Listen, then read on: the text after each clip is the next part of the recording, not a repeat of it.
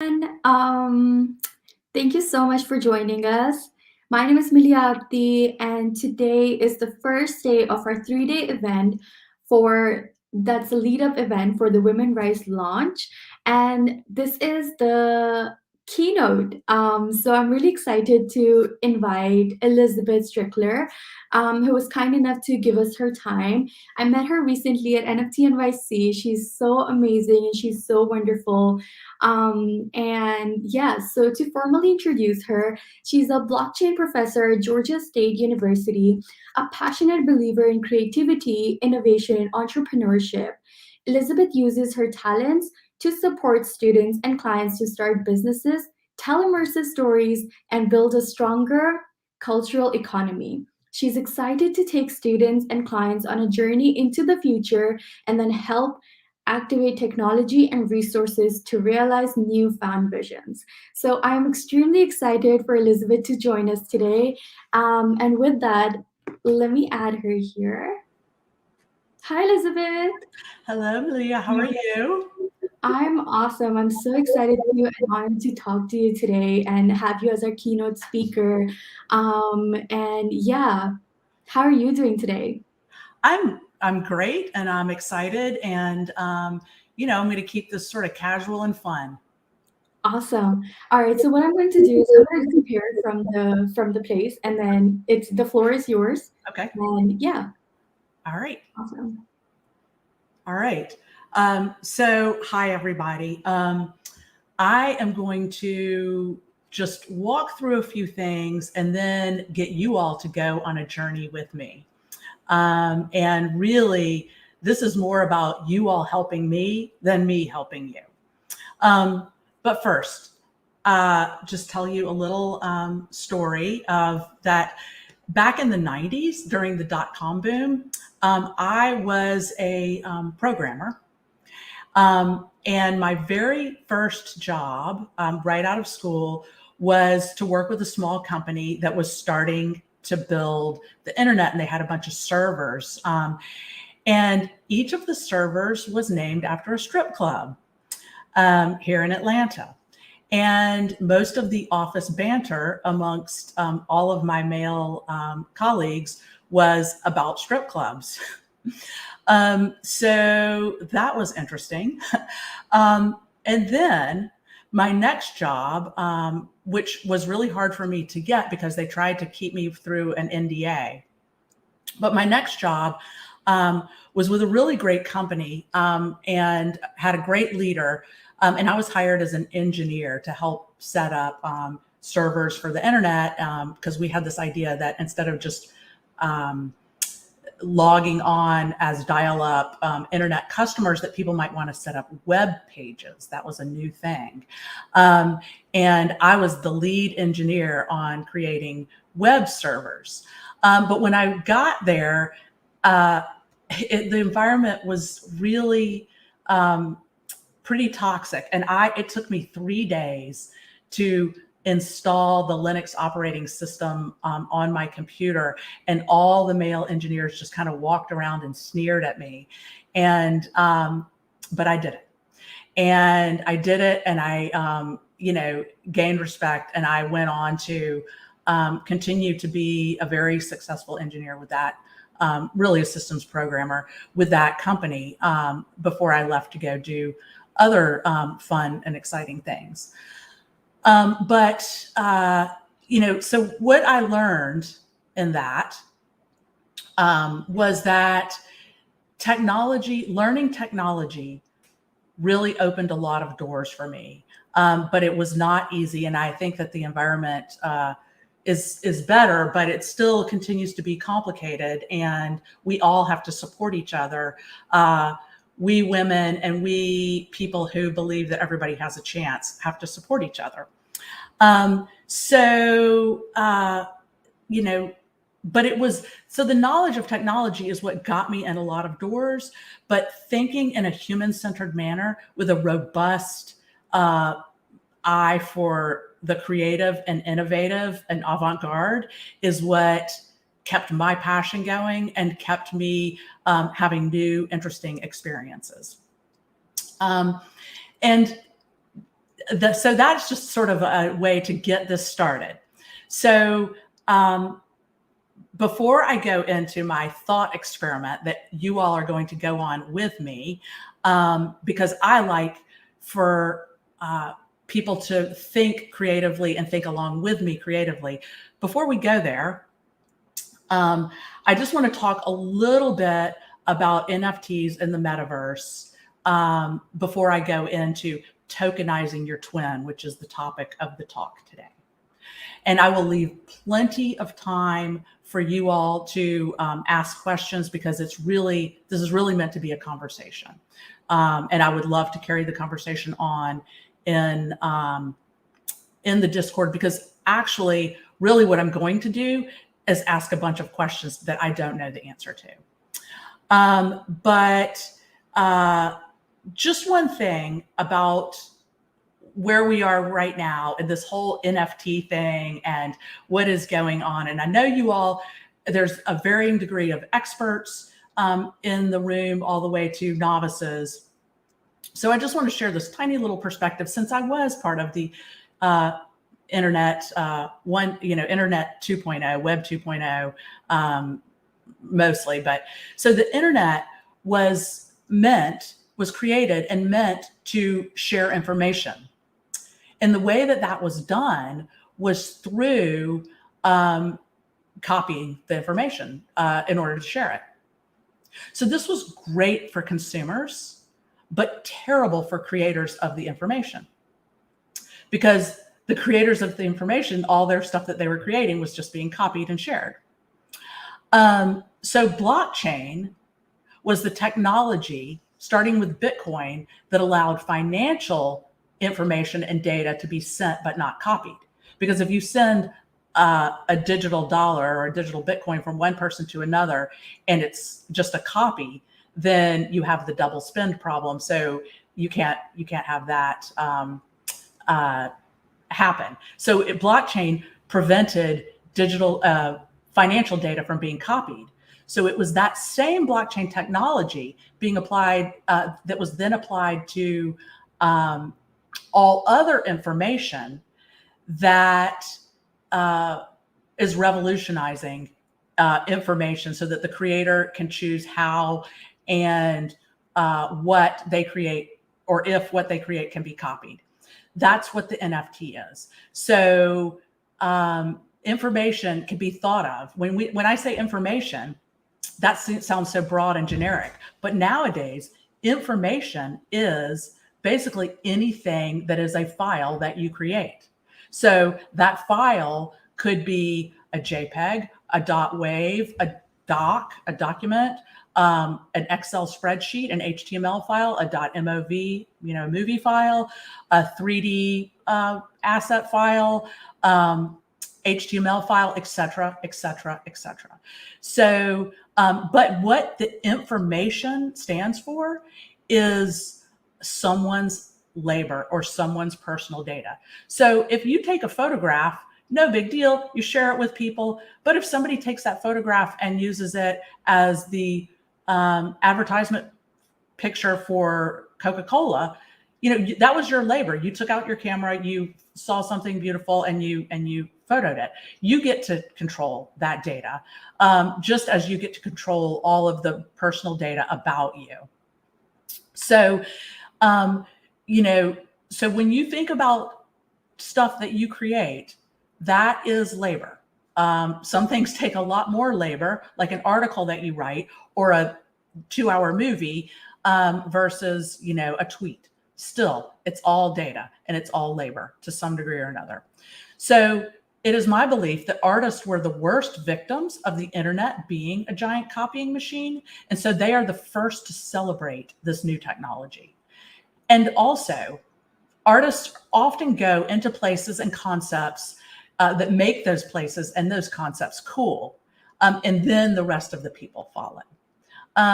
So you all already know some of this, but I just kind of wanted to give that overview before I go into this next step, which is I'm asking you all to come along with me think outside the box with me and help me kind of figure this next tokenizing your twin concept out.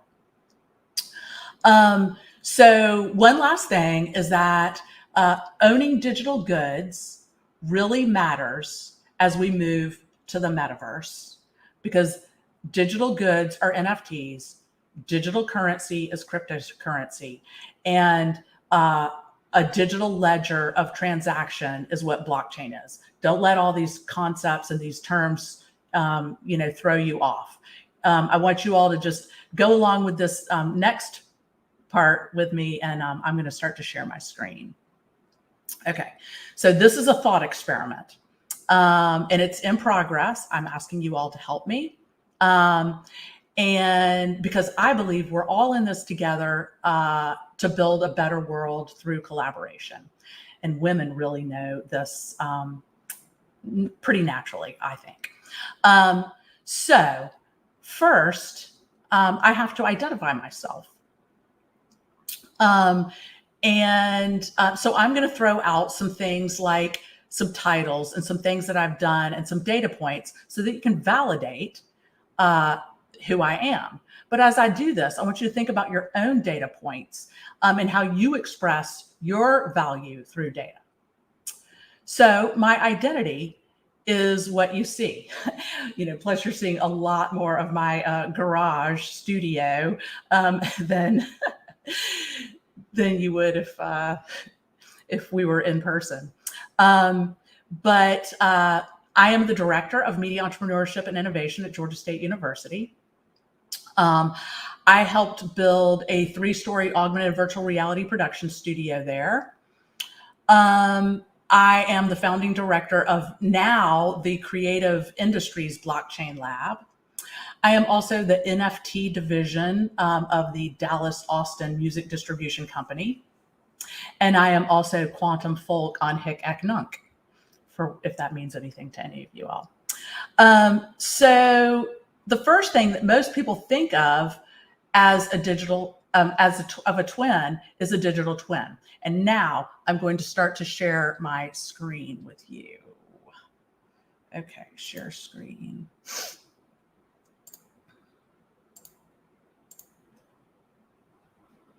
Okay, let's see. Okay, whoops, no, that's not what I want y'all to see. Sorry, let me pick the right window, sorry. Here we go. Okay, great. Now I'm gonna present. Oops. I might just do it like this. I hope you all don't mind. Okay, so tokenizing your twin. And so we've started talking about data points, which is, let's see. Yeah, started talking about data points and your digital twin. So this is the screen that I want you all to see as part of your thinking about a twin. Okay, so most people think of a twin as a digital twin or an avatar in a digital world. The Sanskrit word of the word, the Sanskrit origin of the word avatar is the descent of a deity to earth, manifested in bodily form. For us, I like to think of the descent from the real life, IRL, into the metaverse. The common meaning is an avatar that is used to navigate 2D and 3D worlds in first or third person. Typically a bodily representation in a video game or a virtual world.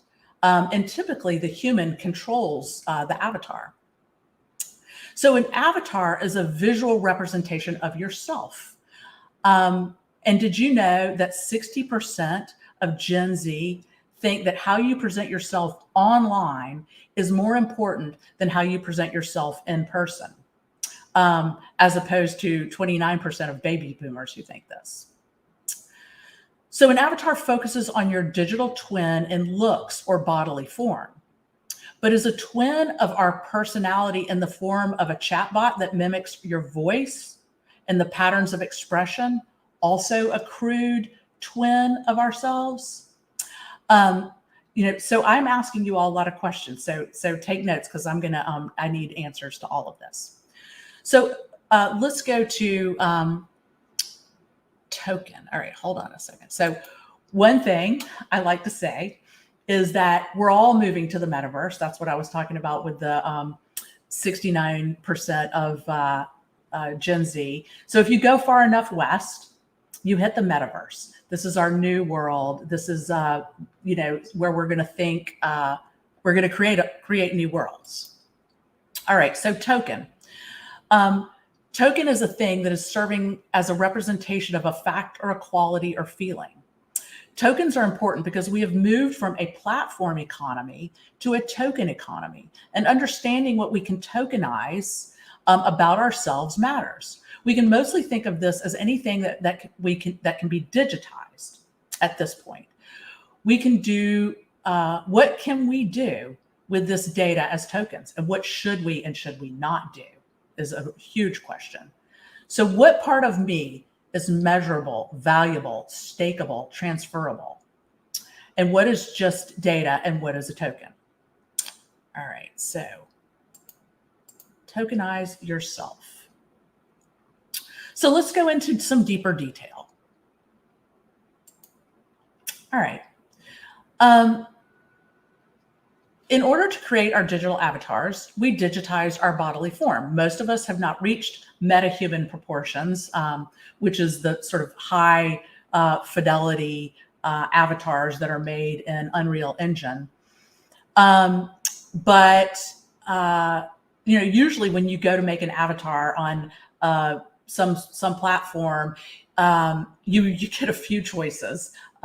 They're usually much more male oriented, but usually you could be basically male or female or other sometimes. And you get to choose a few simple components. So we're going to break that down. So usually you get to pick kind of like what will be your hair, what will be your eyes, what will be your torso length, etc.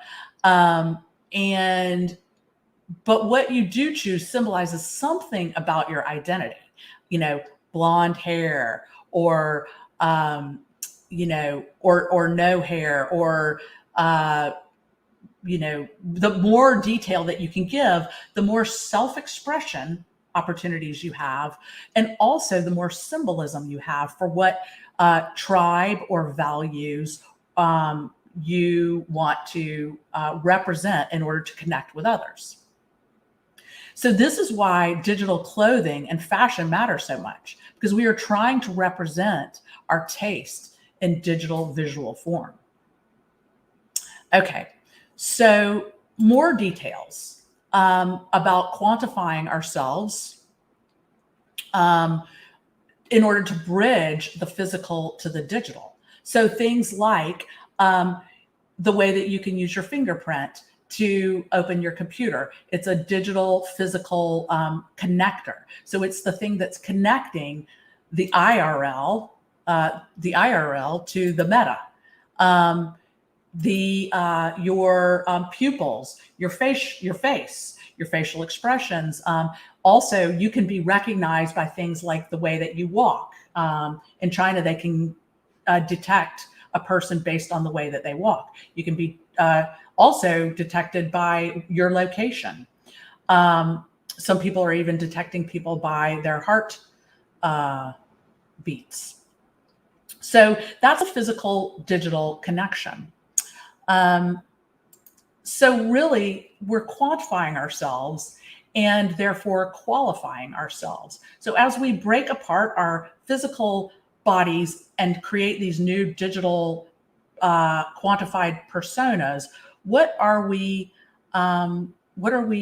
looking for? What are we doing? And what can we not do? So we'll get back to what can your avatar do for you in a second. So let's look at, let's go deeper into the body. When we go deeper into the body, We get into your physical health, your health data, things like your heart rate, your caloric intake, your blood sugar level, your oxygen level, your steps, your blood pressure. That is a health persona of you. So next, let's get back to this. Next, we go into, your financial data. So we went inside of the body. Now let's go outside of the body. So your spending habits can completely define who you are. If somebody knew a month's worth of all of the money that you spent and received, they would know a lot about you, maybe even more than you even know about yourself. So your physical, your financial data creates another persona of who you are. And, once again, I believe that you should own all of this data. And we'll talk about that later, but still, I want you to think about that. So next, your digital twin is you as proof of output. So this is where NFTs come in. Like, what have you created? Photos, videos, art, music, writing, YouTube videos, code, presentations like this, TV appearances, classes, etc. Basically, anything that you put out. I made a mistake on my inputs, but you as inputs are meant to be more things like things that come into you, like books you've read, classes you've taken, degrees you've received, anything that you've put into your self to help you be better informed. So that's like proof of input, which is another way of creating a persona of who you are. Everything that you consume is really what I guess I would call that. All right, then we go further out.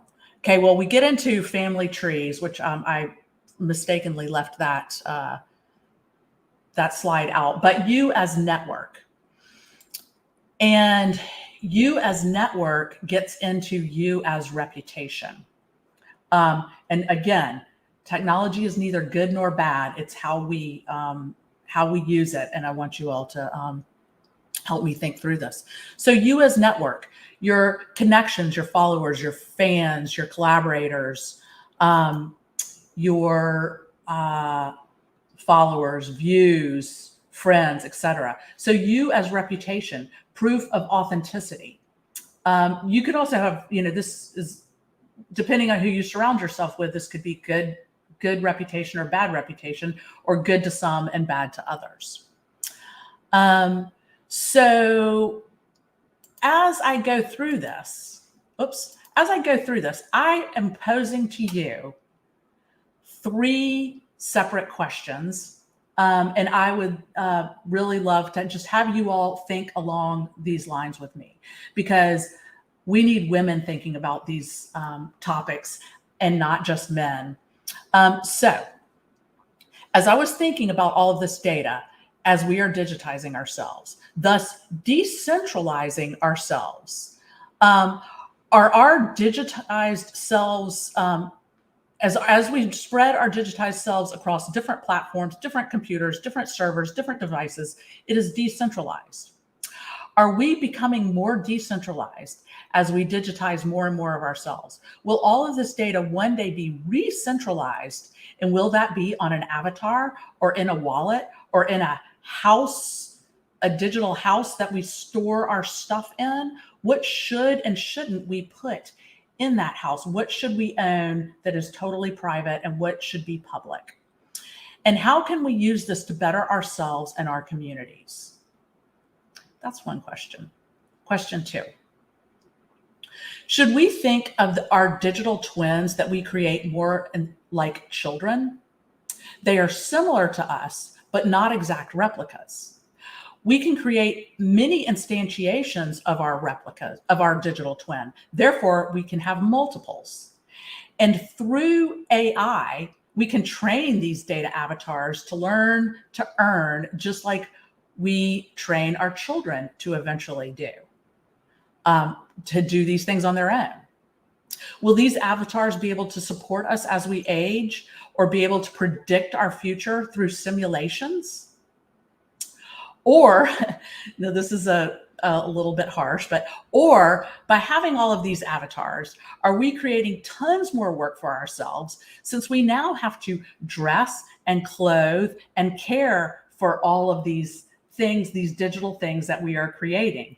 Sometimes I wonder if we're all overburdened with work because we have all of our in real life stuff still is happening, but now we've got this whole virtual world that we're creating. Sometimes I call this being meta-fucked.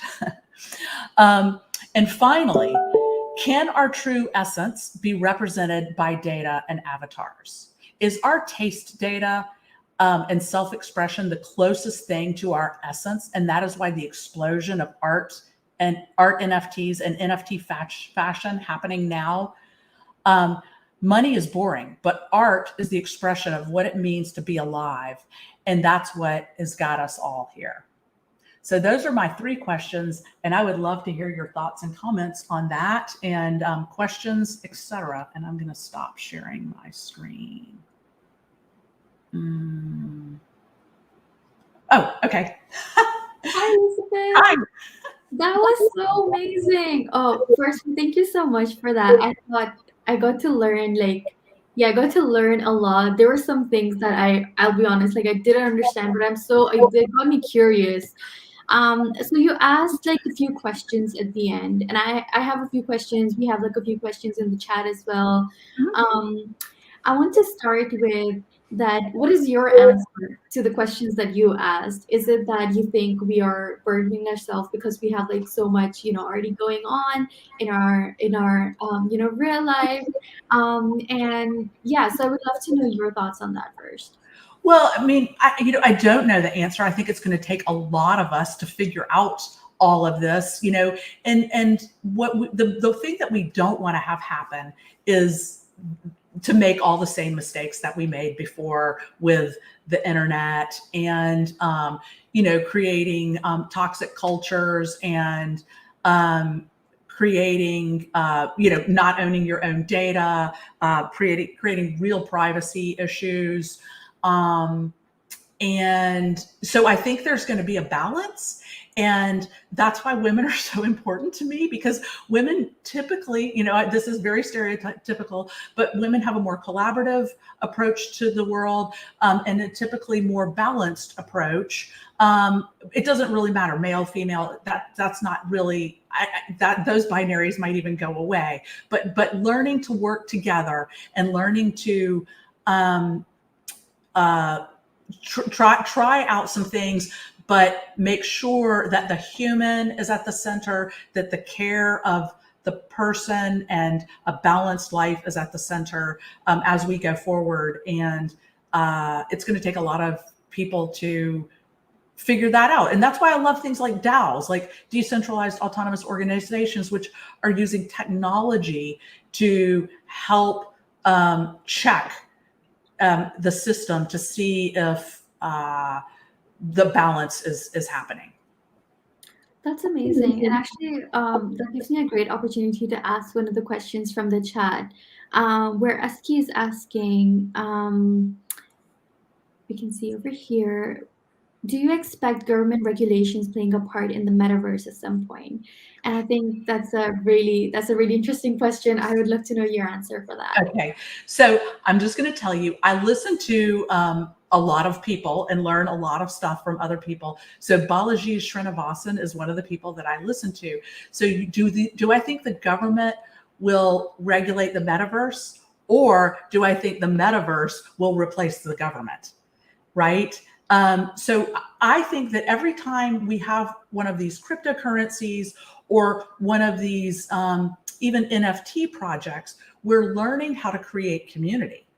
And we're learning how to incentivize community and nudge good behavior or behavior that we want to incentivize with things like the Women Rise Discord, with things like the Friends with Benefits DAO, with things like different cryptocurrencies, even their own. They have a thing called the consensus mechanism. So right now, I think we're rethinking everything. And so I think rethinking politics, rethinking nation states is completely happening and should happen.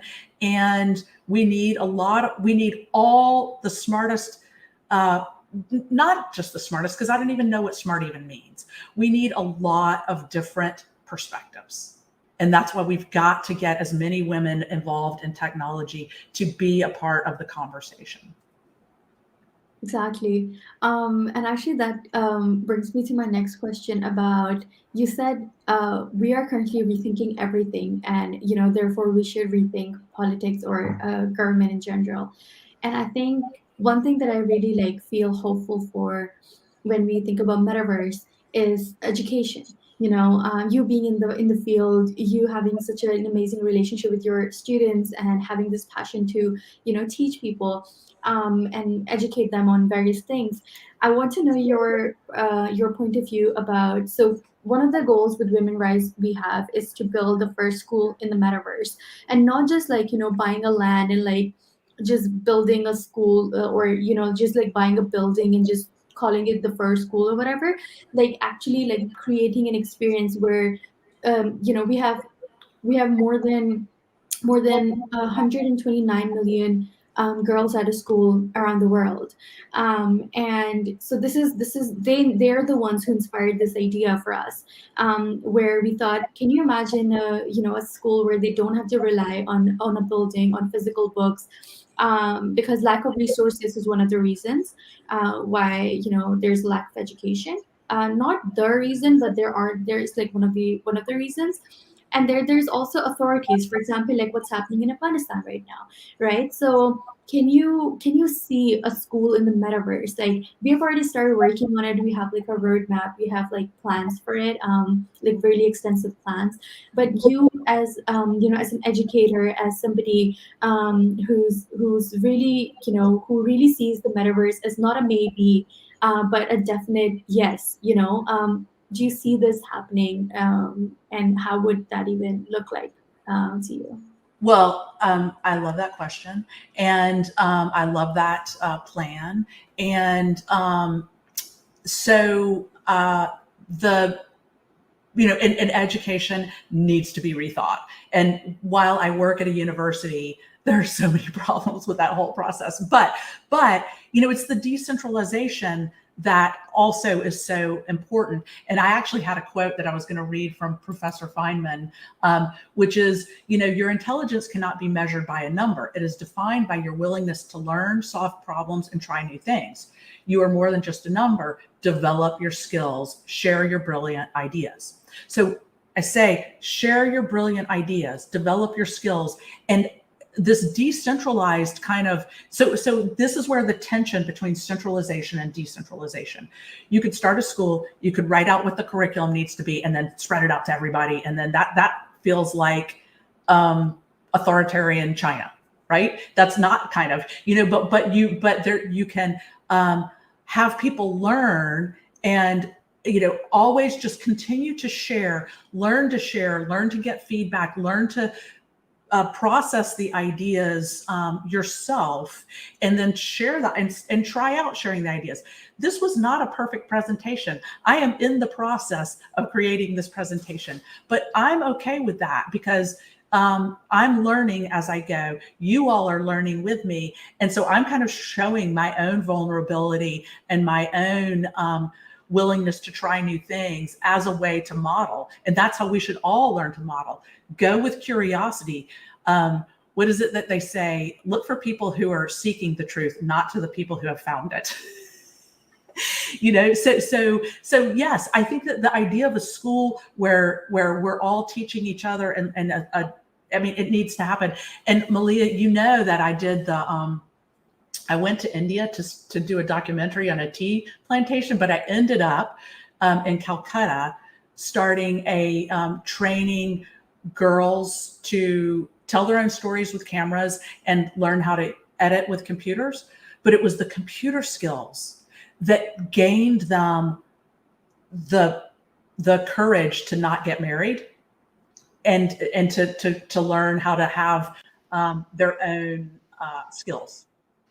That's so interesting because you said that you were there to for a completely different thing, ended up doing completely something else, but then you started to talk about the computer skills they gain, and for somebody they wouldn't think about, oh, how does computer skills connect to a social issue like child marriage or early marriage or forced marriage, right? But here you are saying that it did, and you saw it with your own eyes, and this is like why we need to think about things in a very intersectional way, that why we need more women and girls in Web3, why we need to finish that or bridge that digital divide.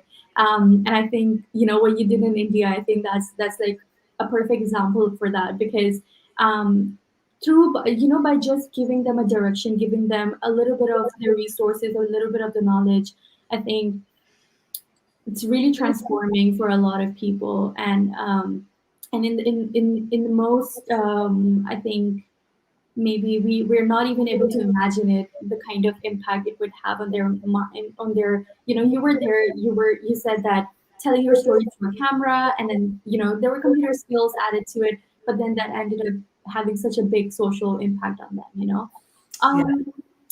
um, one more question that is asked by Abby in the chat. So we're talking about the metaverse, which is just going to bring so much, innovation. It's going to make a lot of people curious as well. It's already making a lot of people curious. So Abby is asking, is there any specific platform you consider to be promising? Because there are a few, but and some of them won't even make it, maybe to 2022 or several years from now. So would love to know, like, if you love a platform. So I I play around in AltSpace VR. I have taught in spatial.io. And these are not necessarily decentralized platforms. Then there's, of course, Decentraland and, Sandbox and Somium Space.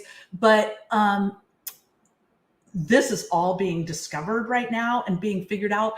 I would love to share the link. So this past semester, I invited speakers to my class, and it was called The Metaverse and the Future of Work and Play. And I had a lot of different people speaking to this point specifically. One that was really quite amazing was a woman named Kalila, who is building Vercadia, which is a decentralized virtual reality platform. And then next, like not Thanksgiving, but the Thursday after, a guy, Shaw Walters, is also kind of talking about that. So I think we're in the process of it. As far as the tools, Kalila goes through a bunch of the tools, but Unity as a 3D game engine and Unreal are both free, and you can make the assets. VR chat is a great way to, AltSpace VR.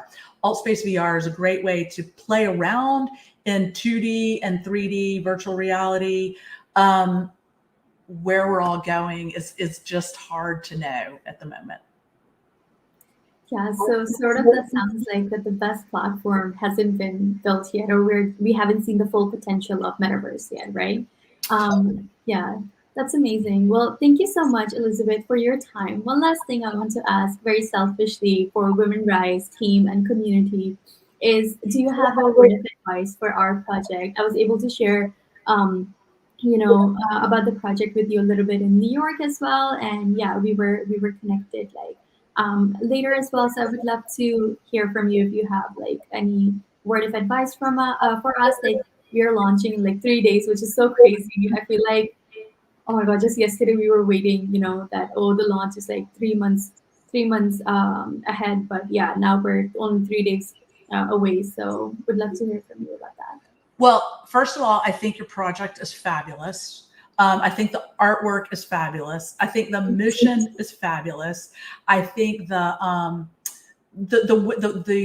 intentional way that you've gone about rolling it out, educating people, including everyone. And I just say, keep doing that, because now you've got this incredible group of people. So keep using it and building it and doing the great things that need to happen. Like don't stop. I guess that's my thing. And I'm so excited about this is the kind of thing that really feels authentic and real and impactful. And so and the people that I've met connected to this, Katrina, and I've only met Abby through email, but all the people that you're connecting and attracting is just keep doing it, and keep raising Women Rise, keep raising everyone up, because then we just keep building everyone up. And so I was so excited to be invited to share, and I'm still trying to rise myself. Thank you so much, Elizabeth. It was our honor to have you as a keynote speaker here. You have given us not only your time, but your knowledge, and it comes through with so much passion. So I'm really grateful, and I can see in the comment section as well, there are people really, really excited. So thank you so much for being here. And yeah, with that, just going to that's the end of the keynote speech. And yeah, thank you so much. Thank you all. And I'll be on the Discord just to kind of answer, and then I'm going to share a bunch of resources on there as well. Please do. And everyone, you can find Elizabeth on Twitter as well. We have the recent post that we shared related to the events. Her Twitter handle is on there, and we'll just reshare it in our Discord as well. So with that, thank you so much, Elizabeth. I really, really appreciate your time. Thank you. All right. Thank you all. Rise up, women. Thank you. Thank you so much. Bye-bye.